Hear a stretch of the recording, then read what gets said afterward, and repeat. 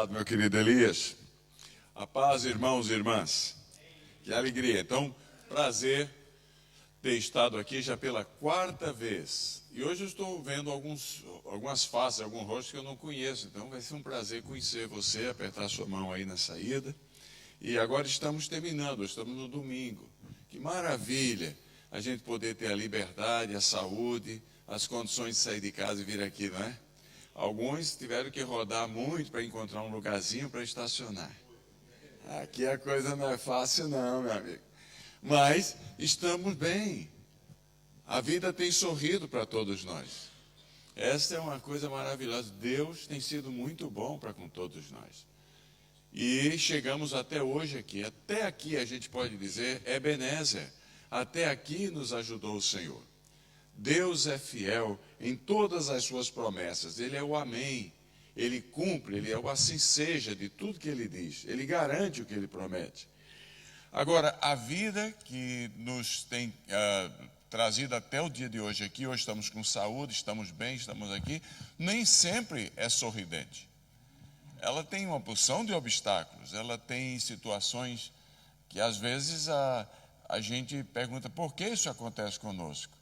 Eu não sei a seu respeito, mas eu já tive situações na vida que eu olhei para um lado, para o outro, para baixo, para cima e não vi escapatória.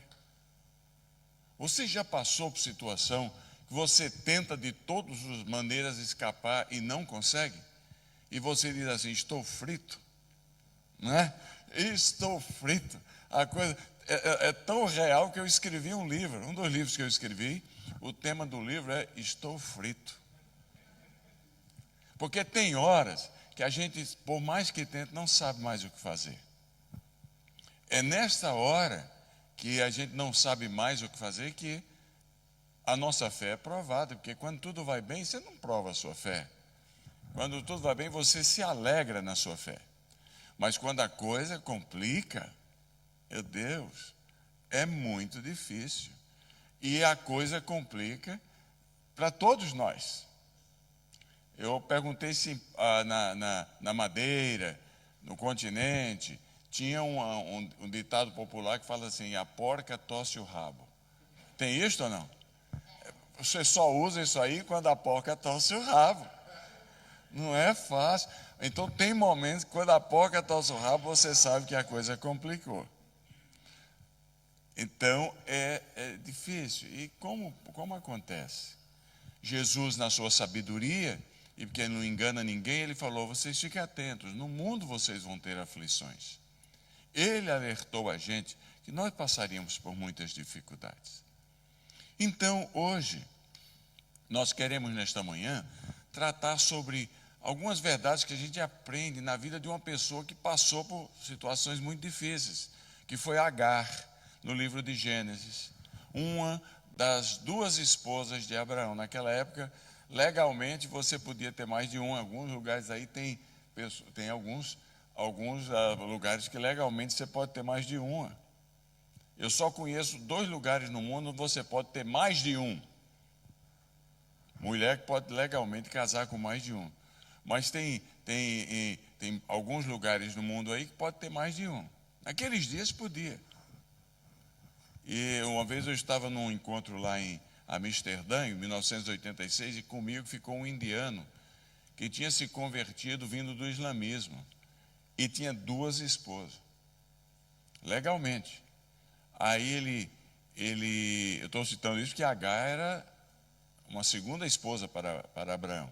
E aí ele perguntou para mim, e você, como é que é a sua família? Eu falei, eu sou casado, tenho uma esposa. Eu falei, o quê? Só tem uma? Aí eu falei, pois é, rapaz, e olha lá, hein, é difícil dar conta.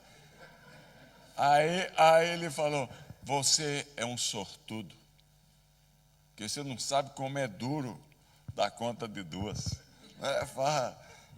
Então as aparências muitas vezes enganam, né? Muitas vezes enganam.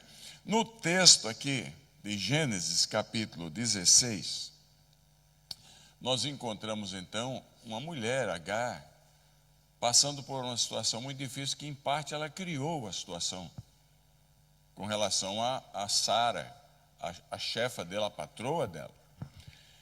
Mas nada disso assim, ouvida, esconde o fato de que foram momentos muito difíceis. Porque todos nós passamos por esses momentos, e esses momentos na história da igreja foram conhecidos e notarizados por um piedoso, um santo cristão chamado São João da Cruz, que viveu lá em Ávila, na região de Ávila, na Espanha, onde também vivia Santa Teresa d'Ávila. Eles tinham um desejo no século XVI, 1546, de levar uma vida muito piedosa, e a igreja não estava lá muito interessada em vida piedosa naqueles dias. Estava interessada em vida combativa, porque elas tinham acabado de expulsar o islamismo da Península Ibérica. Mas esses dois eram místicos, e eles começaram a pregar muito sobre oração, sobre quebrantamento, e o resultado, São João da Cruz foi colocado na cadeia, porque queria levar uma vida mais profunda com Deus. Puseram ele na cadeia. E também Santa Teresa d'Ávila foi posta temporariamente na cadeia. Ela terminou fundando uma ordem de freiras chamada Carmelitas dos Pés Descalços, que existe até o dia de hoje. Pois bem, na cadeia, São João da Cruz escreveu um livro que se transformou um modelo de espiritualidade para o mundo. O nome do livro dele era As Noites Escuras da Alma. Ele foi expulso da igreja, só foi reconciliado com a igreja em 1970, quando a igreja reconheceu, a igreja, no caso a católica, reconheceu que ele, na verdade, era um devoto, uma pessoa de grande piedade, e deu a ele o título de um dos doutores da igreja. Mas o livro dele é interessante, porque fala das noites escuras da alma. E quem é que não as tem? Todos nós temos as noites escuras da alma, não é verdade? Temos aquelas noites que a gente acha, meu Deus, o que é que está acontecendo? Por que está dando tudo errado? No texto desta manhã, isto aconteceu com Agar. Olha o que é que diz o capítulo 16 de Gênesis, onde diz assim, contando a história toda. Ora, Sarai, mulher de Abraão, não podia ter filhos. Então ela pegou uma serva, uma empregada egípcia que ela tinha por nome Agar, e disse a Abraão, seu marido, eis que Deus me tem impedido de dar à luz filhos. Toma, pois, a minha serva, e assim me edificarei com filhos por meio delas. Porque como era uma escrava, o filho da escrava virava filho da dona, que era propriedade da dona. Então, indiretamente, ela ia ter um filho se Agar engravidasse. Abraão coabitou sexualmente com ela, e ela engravidou. Vendo ela que havia engravidado, desprezou Sara. Olha o rolo da mulherada brigando aí. Desprezou Sara, a sua patroa. E Sara disse a Abraão, seja sobre ti, falou para o homem, a afronta que se me faz a mim. Eu te dei a minha serva para que você coabitasse com ela. Ela, porém, vendo que ficou grávida, desprezou-me. Então julgue o Senhor entre mim e ti. Respondeu Abraão a Sarai, a tua serva está nas tuas mãos. Faça com ela conforme queira. E Sara resolveu humilhá-la, e ela fugiu da sua presença.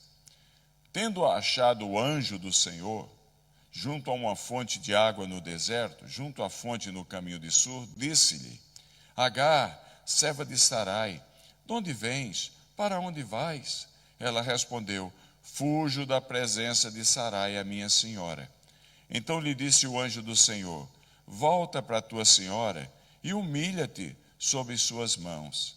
Disse-lhe mais o anjo do Senhor, multiplicarei sobremodo a tua descendência, de maneira que por numerosa não será contada. Disse ainda o anjo do Senhor, concebestes, estás grávida, e darás à luz a um filho, a quem chamarás Ismael, porque o Senhor te acudiu na tua aflição. Ele será entre os homens como um jumento selvagem, vai trabalhar duro, a sua mão será contra todos, e a mão de todos contra ele, e habitará na fronteira a todos os seus irmãos. Então ela invocou o nome do Senhor que lhe falava, dizendo: Tu és Deus que vê. Pois disse ela: Não olhei eu neste lugar para aquele que me vê? Por isso aquele poço se chama Bir-Lahai-Roi, e está entre Cádiz e Bered. Amém? Então, irmãos, irmãs, aí está o texto, uma situação muito difícil na vida de uma mulher grávida, expulsa de casa pelo ciúme da outra.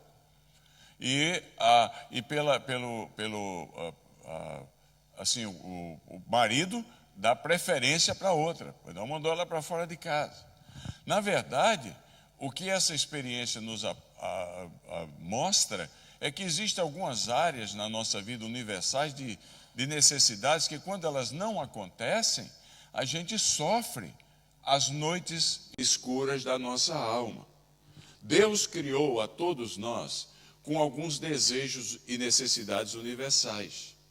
Houve um antropólogo polonês chamado Matus Veskis, que criou uma doutrina. Ele era polonês e inglês, tornou-se duplo cidadão e morreu nos Estados Unidos, em Yale, da Universidade de Yale, em 1948. Mas ele criou uma teoria chamada Teoria das Necessidades Humanas Universais. E ele disse que tem 4 áreas que a gente tem necessidade. Não tem nada de errado ter essa. Deus criou a gente para termos as necessidades, essas necessidades que nos motivam para irmos adiante. E que necessidades são essas? A necessidade de ser, a necessidade de ter, a necessidade de existir e a necessidade de influenciar os outros. Todos nós vivemos querendo ser alguma coisa. Todos nós trabalhamos pesado querendo ter alguma coisa. Todos nós vivemos porque nós gostamos de viver. Existimos. Tinha uma mulher de 95 anos, quase morrendo, coitada, mas ainda estava lúcida. A família reuniu com ela e o pastor foi orar com ela na semi-intensivo, tratamento intensivo. E ela entendendo tudo. E aí ele com a família ali, obrigado, Senhor, pela a nossa irmã Maricota. E ele escutava, estava quase acabando, né? Aí ela, aqui estão comigo os seus filhos, seus netos, tudo crente, mulher maravilhosa, e nós cremos no teu poder. Se o Senhor quiser, ela pode sair daqui, até que saia um amém mais forte. Mas se não for da tua vontade, que ela vá para os teus átrios celestiais. Aí escutou. Porque todos nós queremos viver, desejamos existir, não é? E nós desejamos influenciar os outros. Nós todos queremos deixar um legado, não queremos? Nós queremos sair daqui com as pessoas ainda comentando da gente. Não tem nada de errado nisso aí. Deus criou a gente para isso. Na verdade, se você vê o texto de Êxodo capítulo 12, quando Deus chama Abraão, ele diz assim: sai da tua terra, da tua parentela, da casa do teu pai, e vai para a terra que te mostrarei. Veja lá, de ti farei uma grande nação. Olha as 4 áreas aí. De ti farei uma grande nação. Eu te abençoarei, engrandecerei o nome, o legado. Sê tu uma bênção, abençoarei os que te abençoarem, amaldiçoarei os que te amaldiçoarem. Serão benditas todas as famílias da terra. O pertencimento você terá uma terra, você terá uma família, e você abençoará outros, você continuará com outros. Deus criou você e eu com o desejo de ter, com o desejo de existir, com o desejo de ser e com o desejo de influenciar. Por isso que as crises nossas estão nessas áreas.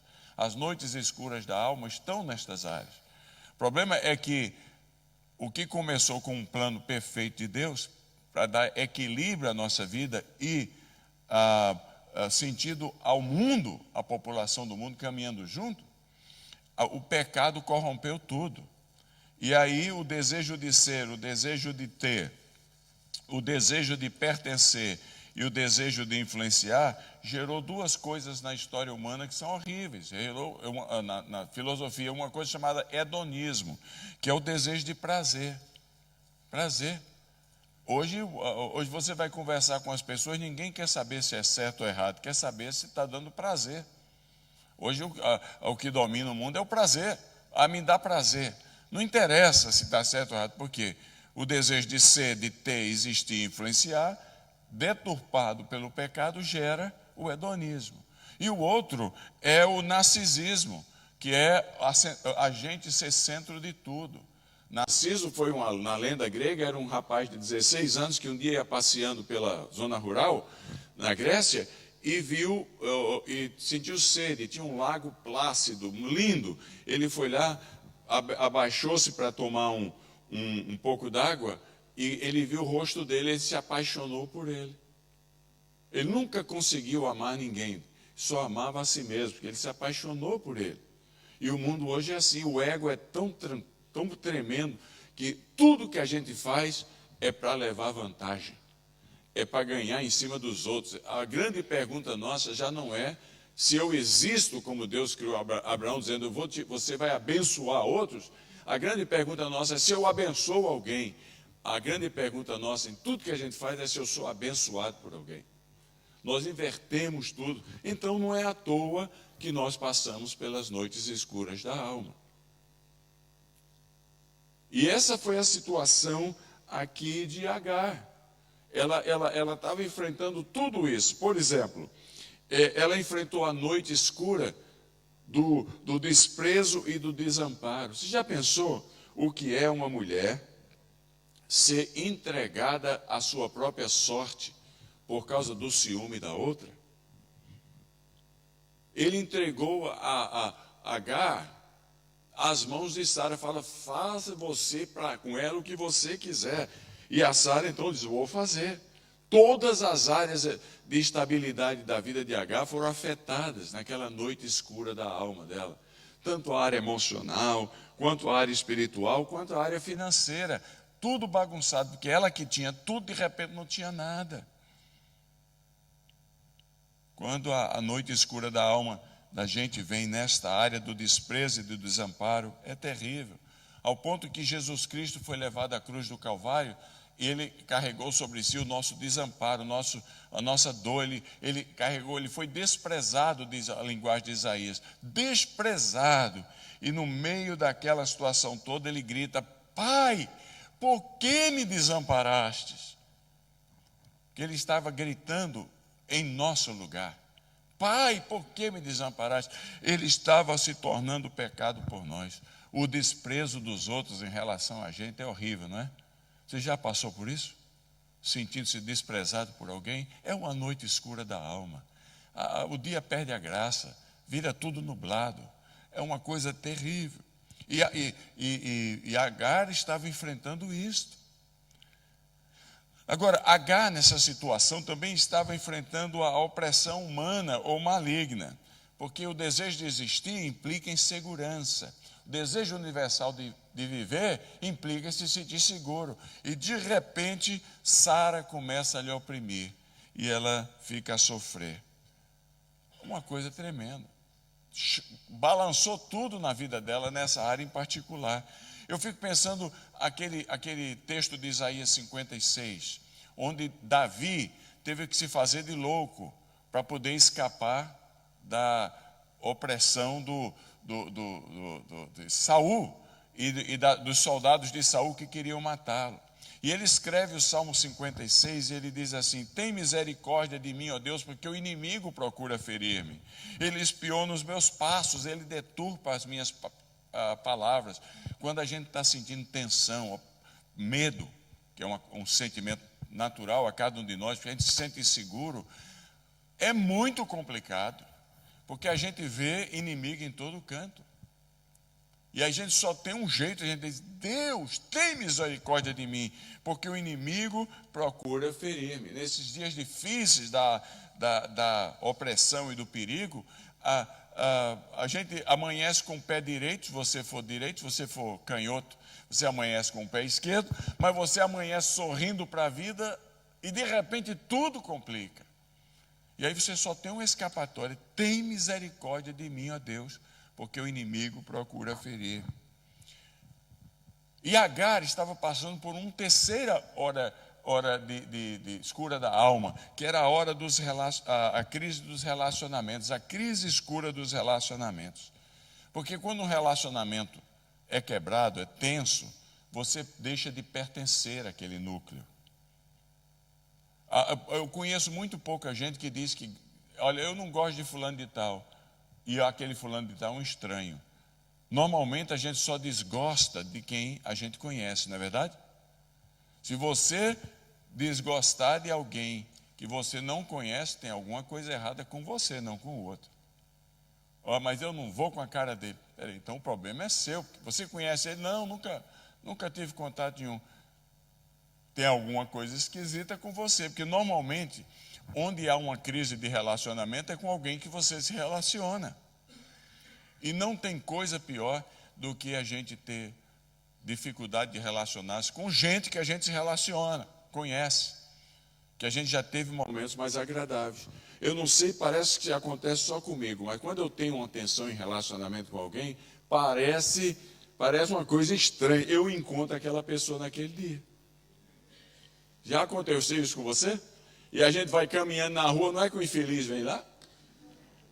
Aí você deixa cair uma moeda, vai procurar enquanto a pessoa passa, você dá um jeito de tossir, e o outro passou, você tenta evitar, mas não resolve o problema. Como ele é conhecido ou ela é conhecida nossa, a gente é quem sofre mais. Agora, pensa no caso de Agar. Abraão era um homem rico, tinha até exército privado, ele teve uma guerra. Nos diz o livro de Gênesis que ele organizou um exército privado de 318 soldados e foi batalhar naquela época, era um exército grande, foi batalhar contra outros 4 reis e ganhou de todos eles. Cara, ela se relacionava bem, ela era da cama do homem, ela era próxima, ela era da casa dele, e de repente ela não mais pertencia àquele ambiente, tinha sido expulsa. A crise do relacionamento é horrível. É horrível, se você gosta da pessoa. E quando acontece em família? Meu Deus, é uma noite escura. A não ser que você ou eu sejamos tão insensíveis e já tenha a consciência tão cauterizada, a gente perde o sono, fica sem apetite. Já aconteceu isso com você? A gente não sabe o que fazer. Porque alguém já disse que a panela que muito mexe, ou sai o quê? Insossa ou salgada. Você não sabe se você vai ou você não vai. Você não sabe o que você vai fazer com medo da situação piorar. E o dia perde a graça. A comida perde o sabor. Você não tem vontade de nada. Noite escura da alma. Agar estava enfrentando isso. Imagina Paulo, quando ele escreve uma de suas cartas, ele diz assim: eu estou aqui sozinho, todos me abandonaram. A sensação de abandono é uma coisa horrível. Então, parece que quando a gente tem alguma coisinha, tem algo a dar, o povo gruda na gente, quando a coisa complica, desaparece. Né? A gente, de repente, a gente fica sozinho. Onde é que foram todos? Meu Deus. E a noite escura, a quarta noite escura que Agar estava enfrentando ali, era a noite escura da perda da família, da saúde e dos bens. Era o desejo de ter e o desejo de influenciar. De repente ela estava só. Ela não tinha, todo mundo que era parte do mundo dela foi instantaneamente afastada dela. Perdeu tudo. A família se esfacelou. Coisa complicada. Lembra o caso de Jó? Foi perdendo tudo e parece que quando a coisa complica, vem os amigos da onça, vem os amigos do engano e chegam perto da gente e ainda joga mais fogo na fornalha. Lembra do caso de Jó? Coitado de Jó, já tinha perdido a mulher, já tinha perdido os filhos, já tinha perdido o que tinha, estava tudo complicado. Não é que aparece 3 amigos dele para dizer: isso tudo acontece, infeliz, porque você não presta. Ainda para dar uma machucada maior. A noite escura da alma é terrível. Eu passei por muitas delas. E eu sei que todos aqui e acolá na vida, nós passamos pela noite escura da alma. O que é que a gente precisa aprender para sobreviver na noite escura da nossa existência? O que é que precisamos aprender? O texto aqui é belíssimo, porque observe o que é que o verso 13 diz, de Gênesis capítulo 16. Lá diz: então ela invocou o nome do Senhor que lhes falava e disse: tu és Deus que vê. Pois disse ela: não olhei eu neste lugar para aquele que me vê? No momento das durezas mais profundas da nossa vida, da nossa existência, a primeira verdade que a gente precisa aprender para sobreviver a esses momentos difíceis é que os olhos de Deus estão sempre a nos contemplar. Deus não desiste de nós. Deus está presente. Ele, aliás, se a gente chegou até aqui hoje, é porque até hoje os olhos dele estão sobre nós. Nós não estamos sozinhos, ele está conosco. Os olhos de Deus estão sobre nós. Agar disse: eu descobri, eu estou aqui num bagaço, a coisa está feia, não está fácil, eu estou sofrendo demais. Mas Deus, tem uma coisa que eu estou descobrindo no meio do sofrimento. Eu estou descobrindo que os teus olhos ainda continuam sobre mim. Os teus olhos estão... Mas o importante não é que Deus tinha tirado os olhos temporariamente, não. Deus tinha sempre mantido os olhos sobre ela. O problema é que ela não estava vendo. Então, diante das durezas da nossa vida, Deus olha por nós. Agora, a gente tem que reconhecê-lo como presente, porque senão a gente se desespera. E porque senão a gente começa a tomar atitudes que a gente se arrepende depois. Quando a gente não reconhece no momento das dificuldades da vida da gente, dos momentos da escuridão e trevas na vida da gente, que Deus continua com os olhos de lá. Quando ele não reconhece isso, a gente começa a tomar atitudes nossas, que a gente só se arrepende, que o poço cada vez fica mais fundo. Por isso que é importante nos momentos de dificuldade a gente dar uma do autor bíblico: aquietai-vos e sabei que eu sou Deus. Ele continua presente. Os olhos de Deus estão sobre nós.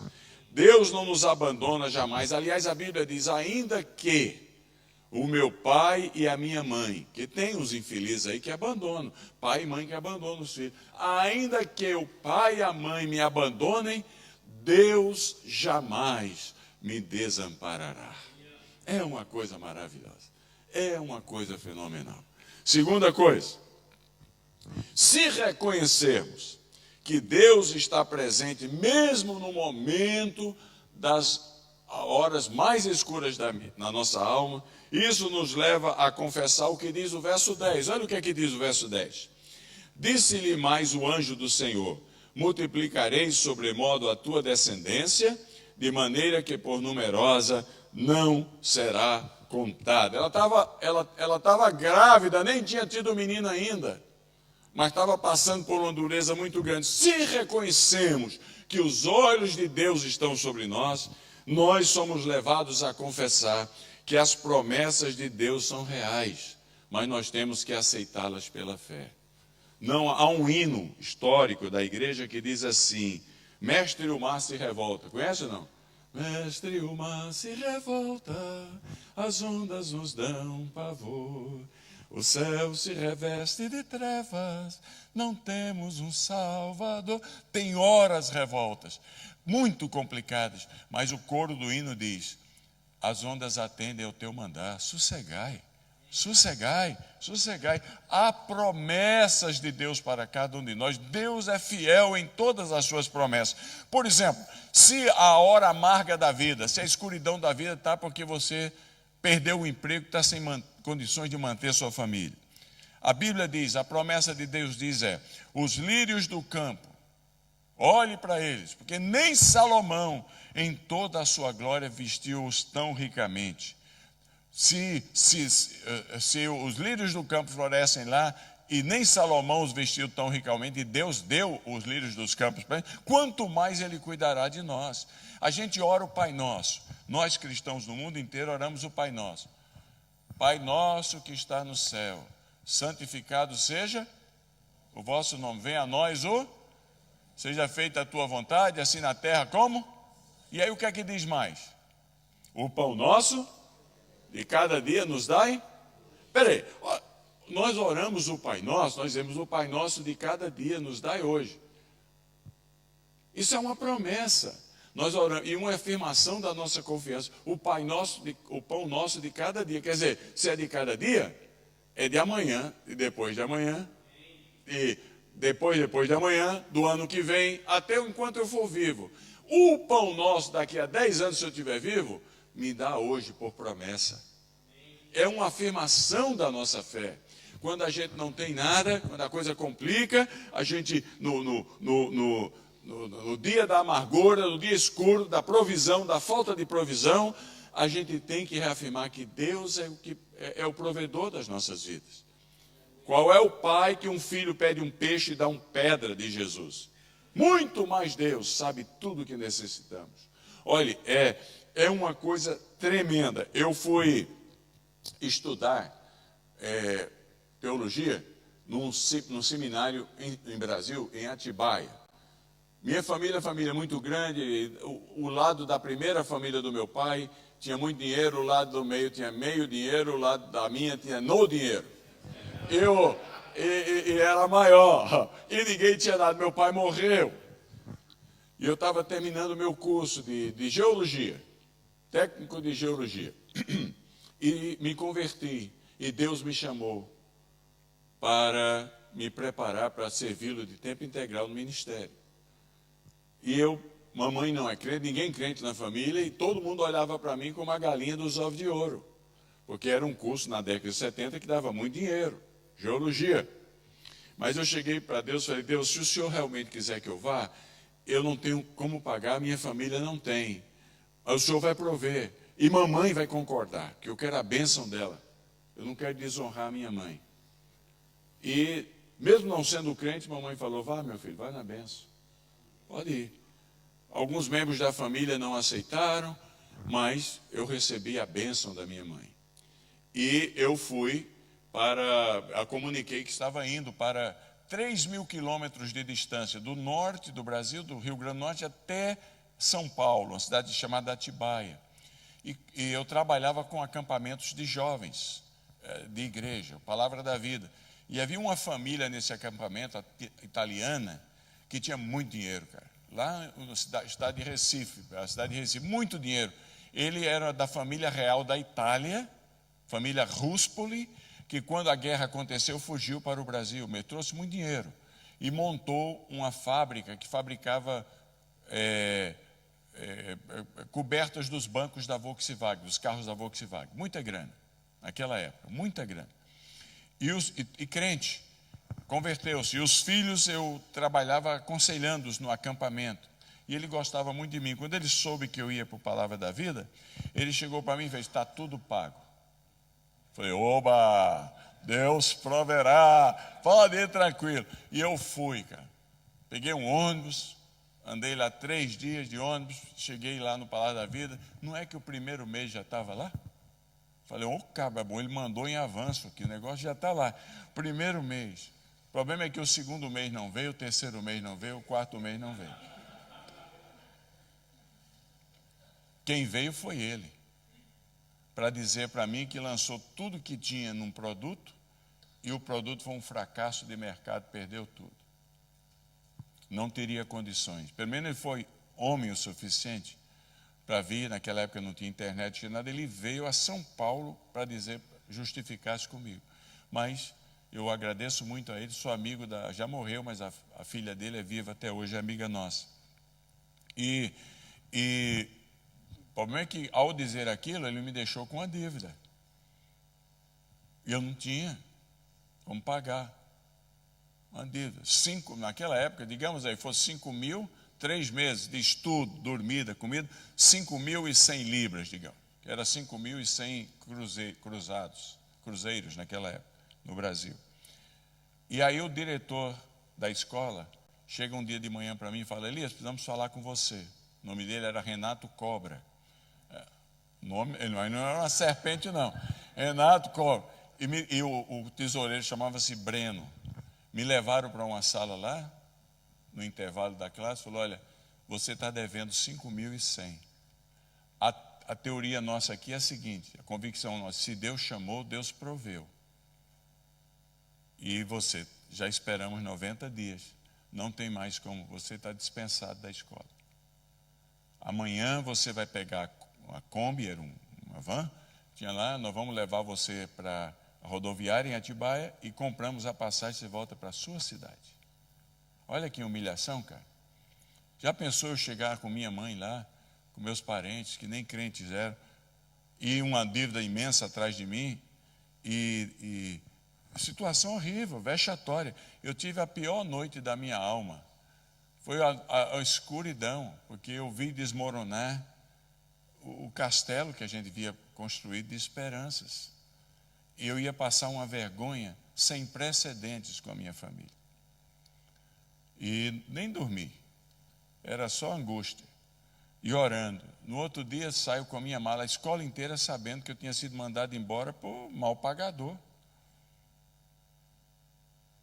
Mas passa você numa situação dessa, ver o que é que você acha. E quando eu estou lá tomando às 10 horas da manhã entre as aulas, tinha um chazinho e um pão que a turma chamava jativi. Era o que já tinha sido servido umas 4 vezes, quando não estava duro, eles colocavam manteiga, fritavam e colocavam lá. E ficava bom ainda, era o pão do jativi. E eu fui lá comer o jativi, junto com todo mundo, mas a Kombi estava lá fora para me levar para o meu local de vergonha. Entendeu? Quando eu estou lá, minha mala, já tinha me despedido da turma, os dois falaram, vem cá, preciso falar com você. Eu falei, não é possível, mais tortura. E me levaram lá na sala. E perguntaram, Elias, você conhece alguém nos Estados Unidos? Eu falei, conheço ninguém. Naquela época, se o cara falaram que era thank you, eu ia perguntar o que é que ele estava falando.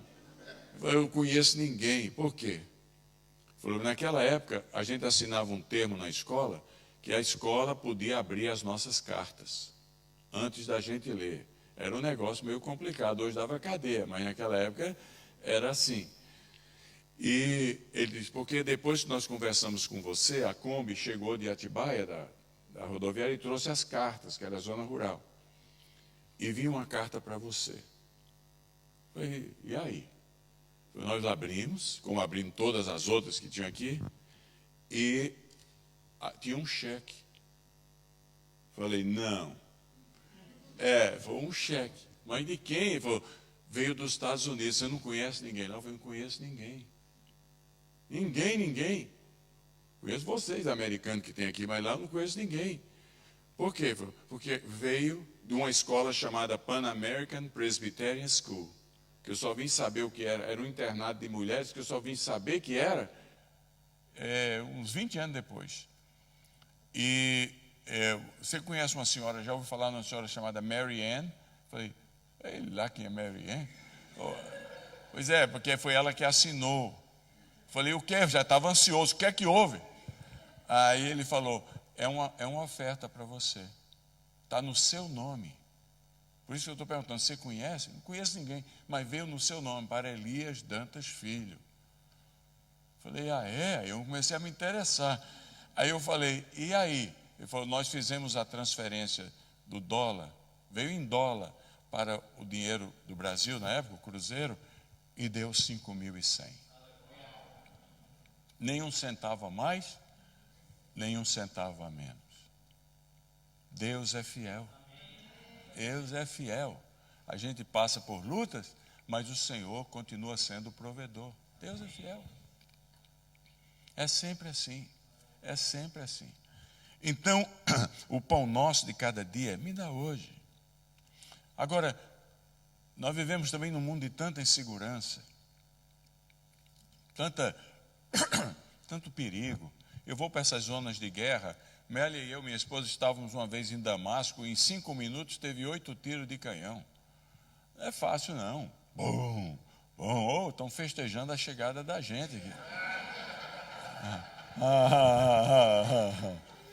É uma situação. Fui passar meu aniversário de 64 anos, dia 27 de abril, em Kiev, na Ucrânia. Estava lá com os meus irmãos e irmãs da igreja, que estão sofrendo lá.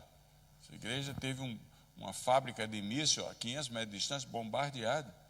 Deus protegeu a igreja, não quebrou um vidro, porque ela está construindo um templo muito grande. Então o templo muito grande recebeu todo o impacto das ondas da explosão e não tocou a igreja. Eles estão lá felizes, em pleno... Eu fui lá na esperança de um show de fogos, né? Meu aniversário, show de fogos. Não caiu nenhum, só teve uma sirene tocando. O russo estão bombardeando. Tá, isso é bom demais. Mas você vai nessas zonas de perigo, que você tem que ir onde os irmãos estão sofrendo, se você quiser realmente ajudá-los. Porque falar da distância é bom, mas você ir lá e ver a lágrima nos olhos dele, dizendo assim, a gente recebe muita informação, muito texto, muita palavra de carinho vindo de longe, mas vocês foram os primeiros que vieram, dirigiram 12 horas para nos dar um abraço. Coisa maravilhosa. Nada paga, foi o melhor aniversário que eu tive na minha vida. Está lá com eles. Fico até emocionado. Mas a região é de tensão. A região é de... A segurança, você fica pensando que vai vir uma bomba em algum lugar aí, e você tem filhos, você tem netos. Eu tenho sonhos em querer abraçar meus netos, casar minha neta. Quem sabe ver o meu bisneto, se eu não tiver com Alzheimer. Porque a Bíblia só promete que os filhos dos filhos são a nossa alegria, está escrito. Porque depois dos filhos é para raridade. Porque depois, quando vem os filhos dos filhos, o que sobra para a gente é demência. É uma cama, se amarrar numa coisa lá, é você dar trabalho para os outros. Você nem sabe mais o que é alegria. Mas alguns são bem-aventurados, né? Nasceram com a testa olhando para cima, esses conseguem viver até 100 anos, se Deus quiser eu vou viver até lá. Mas se não, a gente tem os sonhos, mas a situação não é fácil. Então, na dureza da insegurança, a Bíblia diz, muitos cairão à sua direita, outros milhares cairão à sua esquerda, mas o que confia no Senhor não será abalado. Não é uma coisa maravilhosa? Deus é o nosso refúgio, a nossa torre forte no dia da angústia. Nós temos as promessas da companhia divina, da segurança divina, quem me pode fazer o mortal? Então, algumas das razões das nossas maiores angústias são supridas nas promessas de Deus. Deus é fiel em todas elas. Se a gente acredita assim, estamos já chegando perto do final, se a gente acredita desta maneira, que as promessas do Senhor são verdadeiras, então o caminho de Deus pode aparentar ser penoso, mas o final dele é glorioso. Porque a gente só entende a recomendação do anjo do Senhor, que é Jesus, anjo do Senhor, anjo maiúsculo, é uma cristofania, uma aparição de Cristo no Antigo Testamento. A Agar, nessa perspectiva, porque ela já estava na angústia, e o anjo sofrendo debaixo de Sarai, e aí o anjo vem, Jesus vem para ela e fala, volta para lá e se humilha, deve ter sido muito pesado para ela. O caminho de Deus pode aparentar ser penoso, mas o final é glorioso. Porque olha o versos 8 e 9. Disse-lhe Agar, serva de Sarai. Disse-lhe, Agar, serva de Sarai, de onde vens? Para onde vais? Ela respondeu, fujo da presença de Sarai, a minha senhora. Então lhe disse o anjo do Senhor, volta para a tua senhora e humilha-te sob suas mãos.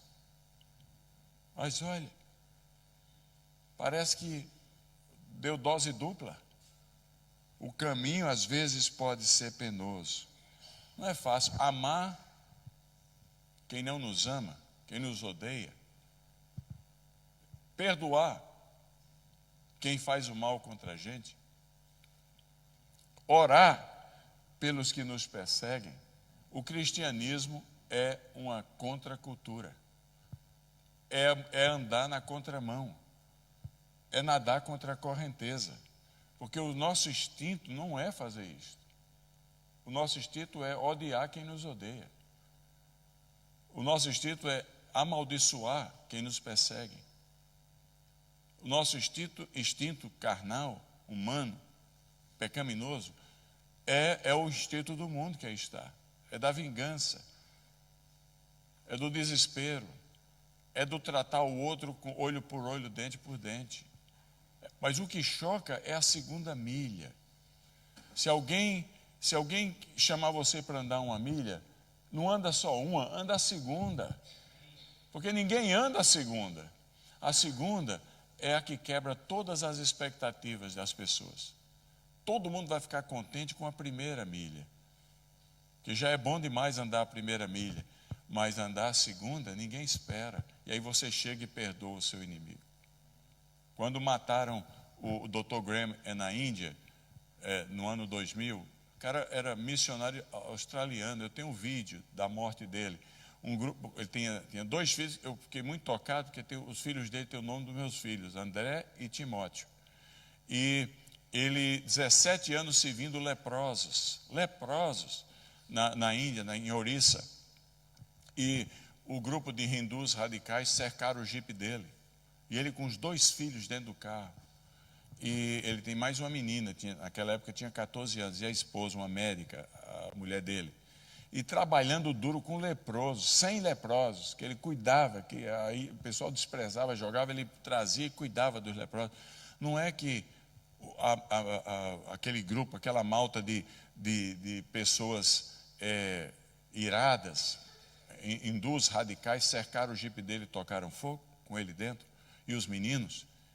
E ele conseguiu abrir a porta do jipe, e o bispo lá em Chennai, que me deu o vídeo, eu fiquei vendo aquilo, uma indignação no coração da gente. Ele joga os 2 meninos para fora. Não é que aqueles 70 homens, alguns deles pegam os meninos e jogam dentro do fogo de novo? Para um cara que a única coisa que veio fazer foi o bem. E no dia do enterro dele, eu estava na Índia. No dia do enterro dele, um cara que a vida, por 17 anos, a única coisa que conseguiu foi ajudar 100 pessoas. No enterro dele, tinham 100 mil pessoas assistindo, presentes. Foi uma comoção nacional. E quando a televisão veio entrevistar a esposa e a filha, a mulher e a filha disseram para a nação inteira: nós perdoamos aqueles que mataram o nosso marido, nosso pai. Chocou a nação. 100 mil pessoas vieram para o enterro deles. Provocou um movimento entre os Dalits no estado de Orissa, que é os rejeitados, sem casta, que é impressionante o número de convertidos daqueles indivíduos que nascem para limpar a latrina e para comer rato, porque o sistema é terrível de castas naquele lá. Mas o impacto nacional foi tremendo, porque alguém andou a segunda milha. A segunda milha é a milha do inesperado, do inusitado.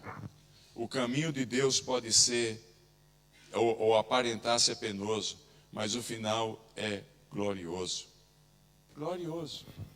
Quando a escola onde eu trabalho nos Estados Unidos, a universidade, ela é cristã. Em 1972, um grupo de ex-alunos nossos, médicos e enfermeiros e assistentes sociais da universidade, foram trabalhar no Vietnã, na fronteira com o Camboja. E o Khmer Rouge, que era a guerrilha deles lá naquela época, no Camboja, invadiu aquele povoado de 120 cidadãos, 120 nativos, e os 7 alunos da nossa escola. E mataram os 7 alunos da nossa escola. O casal de médicos, as 2 enfermeiras e os assistentes sociais. Missionários, que estavam lá para servir aquela tribo, no meio das montanhas, na fronteira com o Camboja. A notícia comoveu o mundo cristão. E na nossa escola estava o filho estudando, esse casal de médico era canadense. Estava o filho desse casal de médico estudando, fazendo faculdade lá, de enfermagem. Depois virou médico, fez medicina. E quando a notícia chegou, ele e a que viria a ser esposa dele se consagraram para voltar para o mesmo local onde os seus pais tinham sido mortos. Se formaram e voltaram para lá. Foi ser médico na mesma tribo. E eu conheci, há 5 anos atrás, na formatura da nossa universidade, o líder da denominação cristã e missionária, Aliança Cristã e Missionária, que veio porque a universidade pertence a essa denominação, ele veio para a formatura. Eu tomei café com ele. Para minha surpresa, ele era o último sobrevivente dos 120 originais que estavam naquela tribo, naquela vila, e ele me contou o caso. Ele disse, aí foi onde eu aprendi todo o caso. Ele perguntou para aquele jovem que havia acabado de chegar, filho do casal: o que é que vocês estão fazendo aqui? O Quimerru está aí, pode voltar, sabendo que vocês estão aqui, vem matar vocês, pode matar vocês. Ele falou: não tem problema, porque se vocês valem tanto para Deus, que Ele deu o seu filho morrer por vocês, e se vocês valem tanto para os meus pais, que eles deram a vida para morrer por vocês aqui, como é que eu poderia ficar longe de algo tão valioso? Olha, o resultado tinham 120 pessoas naquela vila. Este homem, o último sobrevivente, veio para a nossa formatura e trouxe a boa nova, lá no Vietnã. Era formatura em maio.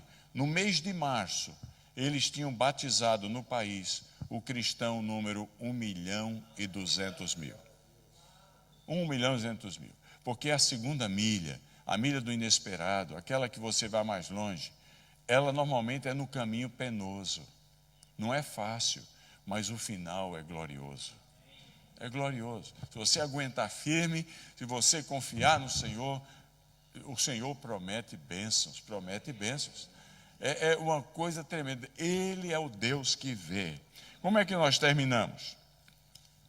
Nós terminamos vendo uma coisa interessante. Que existem detalhes do texto que passam desapercebidos. E um deles é o nome do poço.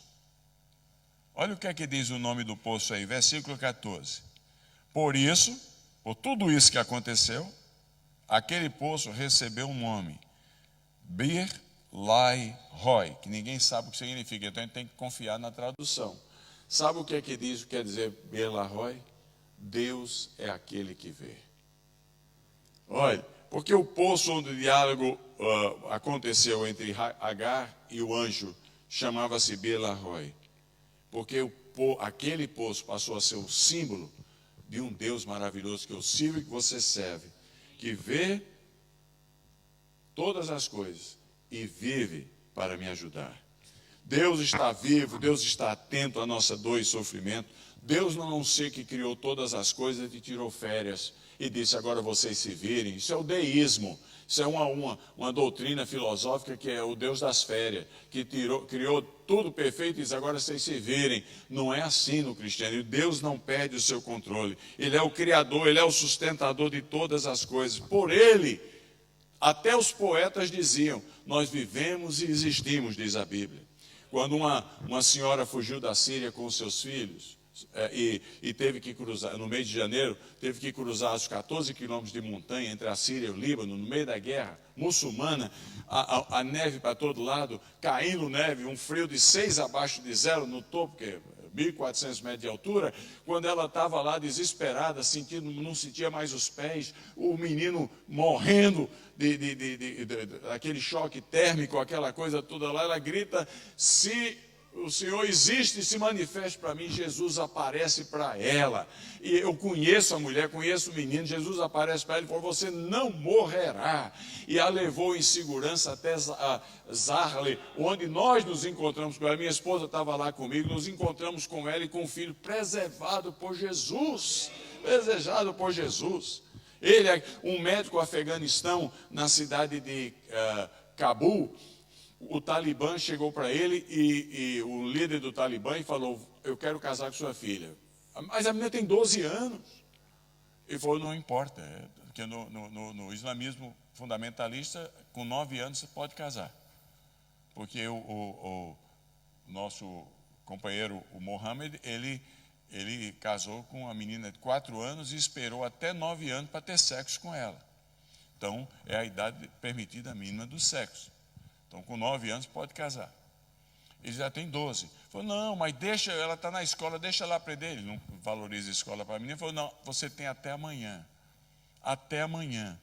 Se você, eu venho aqui, se você disser não, a gente resolve o problema, eu liquido você e caso com ela do mesmo jeito. Mas se você quiser viver até amanhã. Ele não dormiu a noite inteira, desesperado. À noite, no meio da angústia, o quarto onde ele estava iluminou e um vulto apareceu para ele. Isso é história real. Eu tenho a foto do batismo dele. Um vulto apareceu para ele e disse, pega, a voz daquele vulto dizia, luminoso, dizia, pega o que você puder, tome sua família, eu vou levar você a um lugar de segurança. E aí ele pergunta, mas quem é o senhor? Ele falou, você saberá quem eu sou, porque no lugar onde você vai, presta atenção a essas palavras, você vai descobrir quem eu sou quando você ouvir. Tive fome e me deste de comer, tive sede e me deste de beber, estava nu e me vestiste. Ele anotou aquelas palavras. E ele conseguiu sair de Cabul com o dinheiro que tinha, com a família, levou 2 meses, chegou até ao mar e conseguiu pegar um barquinho para ir para a Ilha Grega, naquela primeira onda, 8 anos atrás, de refugiados. Nesse espaço de tempo de 2 meses, a igreja do nosso amigo pastor Maica, em Helsinki, que é parte da rede, começou a ver chegar muito refugiado do Afeganistão, lá na Finlândia. E eles então disseram, nós temos que fazer alguma coisa. E uma igreja muito bem posicionada na sociedade, muito grande, milhares de pessoas, um grupo de especialistas falou, o que é que acha da gente montar um centro de bem-vindo numa ilha grega? Aí a igreja levantou os recursos, eles montaram, eu tenho uma foto, uma cabana, uma tenda bem grande, amarela, e ali eles tinham os primeiros socorros, tinham tudo, agasalho, aquelas coisas todas, e direcionamento para uma das igrejas que estavam participando do projeto. A família foi resgatada no meio do mar, ali do Egeu, pela marinha do governo grego, e foi trazida para essa ilha. Quando eles param na ilha, descem do navio e entram para fazer o processo de recebimento, acolhimento, a primeira coisa que eles veem é aquela tenda, aquela tenda grande amarela. E na frente dela estava escrito, tive fome, me deste de comer, tive sede, me deste de beber, estava nu e me vestistes, Jesus Cristo. Eu vi a foto do batismo de 300 afeganistães na Igreja Pentecostal Central de Helsinki, num único dia. Porque esse médico famoso e um grande músico famoso afeganistano se converteram porque Jesus apareceu para eles. Quando Deus resolve, a coisa vai. Deus é aquele que vê. Meu amigo, minha amiga, todos nós estamos aqui nas nossas lutas. Esse é o momento da gente depositar as lutas aos pés do Senhor. Venha aqui, agora, a Cristo. O filho que nasceu de Agar recebeu o nome de Ismael. Sabe o que quer dizer o nome Ismael? Deus é aquele que ouve. Deus é aquele que ouve. Venha a Cristo. Você está aqui hoje visitando, ainda não teve uma oportunidade ou uma experiência pessoal com esse Deus que ama tanto a gente, que é o pastor de todos os momentos. Venha a Cristo hoje. Diga assim para Jesus, perdoa os meus pecados, entre na minha vida, faz essa coisa maravilhosa que eu estou escutando na minha vida hoje. Deus é aquele que ouve, e os seus ouvidos não estão fechados à oração que fizermos neste lugar. Vinde a mim, disse Jesus, os que estão passando por noites escuras da alma, e eu os aliviarei. Amém. Pastor, quer vir até aqui? O pastor pediu para a gente fazer uma oração. Vamos orar. Vamos curvar nossas cabeças numa palavra de oração. Primeiro lugar, antes de orar, enquanto estamos de cabeças curvadas, gostaria de perguntar se alguém, nesta manhã, neste templo, que até hoje nunca teve uma experiência verdadeira, real, profunda, de entrega da vida a esse Deus que ouve, a esse Deus que vê, que nos ama, que mandou o seu Filho unigênito para morrer na cruz do Calvário em nosso lugar. E nesta manhã, gostaria de dizer, hoje é meu dia, hoje eu entrego a minha vida a Jesus. Se há, eu quero realmente orar por você e peço em nome de Jesus, que se há, você levante uma de suas mãos, no silêncio e na privacidade desse momento, levante uma de suas mãos para eu ver, amém, graças a Deus. 2 pessoas, mais alguém? É hoje, Jesus, hoje eu entrego a minha vida a Ti. Quem vem a Cristo de maneira alguma será lançado fora. Hoje é o dia do começo da vida de vocês dois, a vida nova, que vai da conversão à glorificação, vida maravilhosa, cheia da companhia divina. Deus abençoe vocês dois.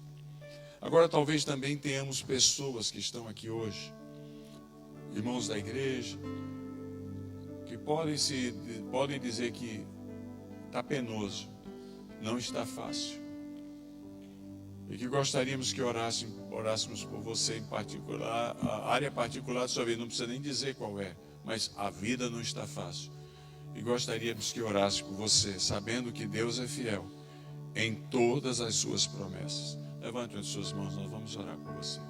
Graças a Deus. Algumas pessoas, um grupo. Então vamos orar, vou pedir a todos que fiquemos em pé. Vamos orar a Deus nesse instante. Senhor nosso Deus, nosso Pai, louvado seja o Teu nome, pela Tua bondade, pela Tua misericórdia, porque Tu não és uma imagem de escultura que tem olho, mas não vê, tem ouvido, mas não ouve, tem pé, mas não anda, tem mão, mas não apalpa, tem tudo, tem roupa, mas não encaixa, é fixa, é de madeira, de gesso. O Senhor é vivo, maravilhoso, poderoso, atual, glorioso, abençoador daqueles que Te buscam. E nós estamos aqui Te exaltando, Senhor, pela Tua bondade, pela Tua misericórdia, por essas 2 pessoas que disseram hoje, entra na minha vida, entra na minha casa, faz morada, Jesus, que isso aconteça, e que aconteça de uma vez para sempre. O Senhor é bom, o Senhor é misericordioso, Israel que o diga, quanto mais nós. Oh Deus, muito obrigado pela Tua bondade. Agora oramos também por aqueles irmãos e irmãs que estando aqui hoje reconhecem que estão passando por aflições e no mundo nós teremos por elas. Graças a Deus que elas não estão o tempo todo com a gente, porque senão seria um inferno, mas nós passamos por elas.